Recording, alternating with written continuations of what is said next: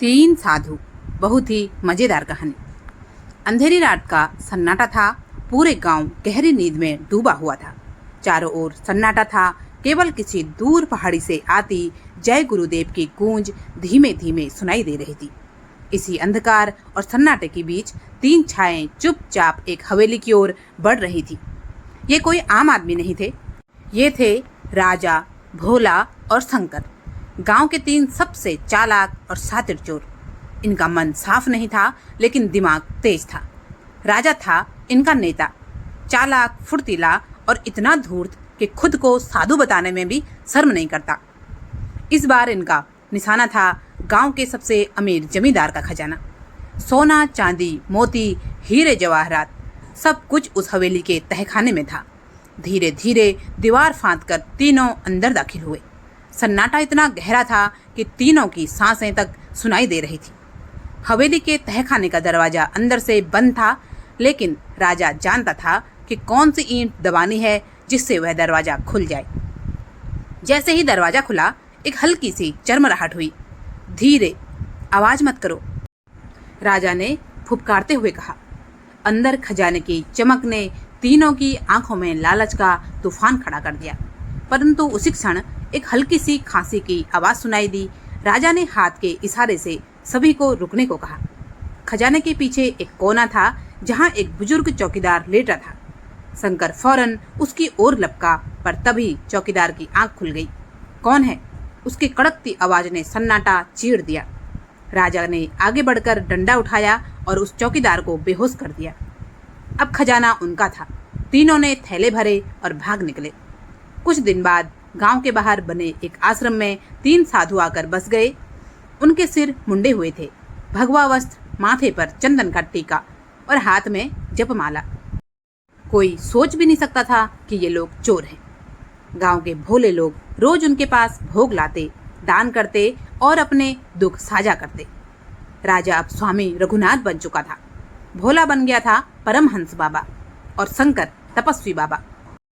तीनों दिन में भक्ति का ढोंग करते और रात में चोरी के धन का हिसाब लगाते। लेकिन सत्य को कब तक छुपाया जा सकता है? एक दिन गांव की एक वृद्धा आई अपने बेटे के इलाज के लिए दुआ मांगने। उसके पास कुछ नहीं था, बस एक जोड़ी चांदी की पायलें। वो भी उसने इन साधुओं को भेंट कर दी। शंकर की आंखें चमक उठी। चांदी असली थी। राजा बोला, तू धन दे गई, पर तेरा दुख हम हर लेंगे माता। लेकिन उस वृद्धा का बेटा 2 दिन बाद चल बसा। अब गांव में शंका फैलने लगी। एक दिन गांव के एक सच्चे साधु, जो वर्षों हिमालय में तप करके लौटे थे, इस नकली आश्रम में आए। उनकी दृष्टि बहुत गहरी थी। उन्होंने इन तीनों को देखा और मुस्कुराए। भोगी साधु, कपटी ज्ञान, ये संयम नहीं, व्यापार है। राजा बोला, आप हमें अपमानित कर रहे हैं, हम तो सन्यासी हैं। साधु हंसे। सन्यास वस्त्र पहन लेने से नहीं होता। जिसका अंत चोरी और ठगी से हुआ हो, उसका प्रारंभ चाहे कैसा भी हो, वह भक्त नहीं, पाखंडी होता है। उसी रात गांव वालों को इन तीनों पर शक हुआ। पुरानी हवेली के चौकीदार ने होश में आकर उनकी तस्वीर बनवा दी थी। चौकीदार ने कहा, मैंने उन तीनों को देखा था। वही चेहरा, वही चाल, वही आवाज। गांव के लोग गुस्से में आश्रम पहुंचे। राजा, भोला और शंकर को रंगे हाथों पकड़ा गया और तब उनकी असलियत सामने आई। जिन हाथों में माला थी, उन्हीं हाथों से चुराया गया धन निकला। तीनों को गांव की पंचायत ने दंड दिया और जब उन्हें गांव से बाहर निकाला जा रहा था, राजा रोते हुए बोला, हमने सिर्फ पैसे के लिए झूठ का चोला ओढ़ा था और आज समझ में आया, भगवान को धोखा देना आसान नहीं। उनका न्याय देर से होता है, पर होता जरूर है। जो व्यक्ति धर्म का मुखौटा लगाकर अधर्म करता है, उसका अंत सबसे अपमानजनक और पीड़ादायक होता है। धोखा भले दिखावे में छुप जाए, लेकिन सत्य की रोशनी कभी बुझती नहीं। अगली हमारी एक छोटी सी कहानी है, एक दर्जी, एक बटन और एक बदलती हुई किस्मत। बहुत समय पहले की बात है। एक राज्य था जिसे लोग धर्मपुर कहते थे। इस राज्य के राजा वीरसेन सिर्फ एक वीर योद्धा नहीं थे, बल्कि एक न्यायप्रिय और करुणामयी शासक भी थे। उनके दिल में अपनी प्रजा के लिए अगाध प्रेम था। वे अक्सर गुप्त रूप से साधारण वस्त्र पहनकर नगर और गांव का भ्रमण करते, लोगों की बातें सुनते, उनकी परेशानियों को समझते और फिर बिना किसी को बताए उनके समाधान का मार्ग भी निकालते। यही कारण था कि उनकी प्रजा उन्हें न सिर्फ राजा बल्कि पिता तुल्य मानती थी।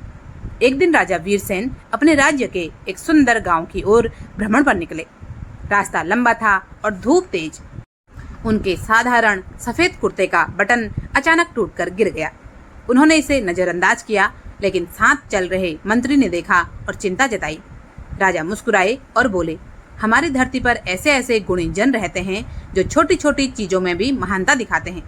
चलो गांव में किसी अच्छे दर्जे की खोज करो। मंत्री तुरंत गांव की ओर गया और वहां एक छोटी सी दुकान पर बैठा एक युवक मिला। नाम था रघु।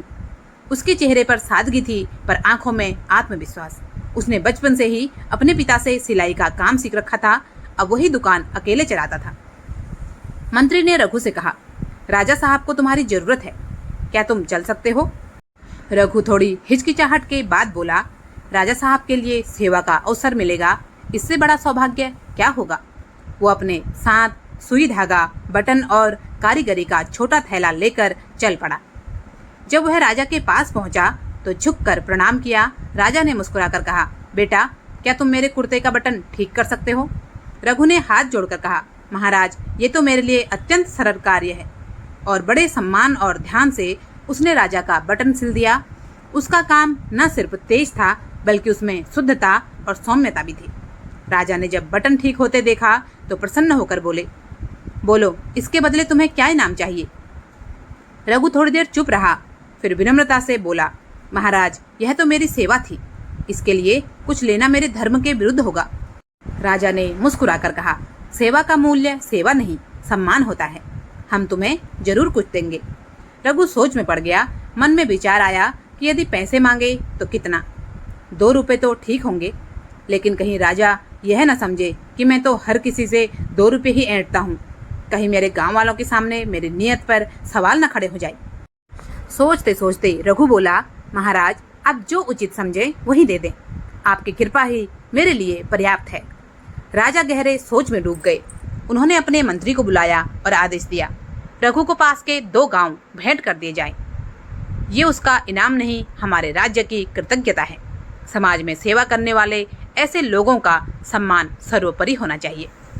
रघु आश्चर्यचकित हो गया। उसे विश्वास ही नहीं हो रहा था कि एक टूटे बटन को सिलने के बदले वह 2 गांवों का स्वामी बन गया। उसकी आंखों में आंसू थे। उसने राजा के चरणों में गिरकर कहा, महाराज, मैंने तो 2 रुपए भी नहीं मांगे थे, आपने तो मुझे अमूल्य बना दिया। राजा ने उसके कंधे पर हाथ रखा और कहा, बेटा, तुमने जो नहीं मांगा वही तुम्हारे चरित्र की महानता दर्शाता है। हम अपने सामर्थ्य से नहीं, नियत से बड़ा बनते हैं। इस कहानी से हमें यह सीखने को मिलता है कि जब हम निस्वार्थ भाव से सेवा करते हैं, जब हम छोटी सोच नहीं रखते और जब हमारे कर्म पवित्र होते हैं, तब भगवान और समय हमें हमारी अपेक्षा से कहीं अधिक फल देते हैं। हम अक्सर सोचते हैं कि हमें क्या मिलेगा, लेकिन जो ऊपर बैठा है वह हमारी नियत देखकर हमें वह देता है जो हमारे लिए सबसे उत्तम होता है। श्रीमद् भगवत गीता में श्री कृष्ण ने यही कहा है, कर्म किए जा, फल की चिंता मत कर। जो जैसा करता है उसे वैसा नहीं, बल्कि उस परम की दृष्टि से वैसा कुछ मिलता है जो हमारी सोच से भी परे होता है। राधे राधे। जय लाडली लालजू की। कहानी यदि पसंद आई हो तो कृपया इसे एक लाइक जरूर करें। चैनल को अभी तक भी सब्सक्राइब नहीं किया है तो कृपया सब्सक्राइब अवश्य करें। ज़्यादा से ज़्यादा धार्मिक लोगों के साथ शेयर करें। आपका बहुत बहुत धन्यवाद। जय जय श्री राम।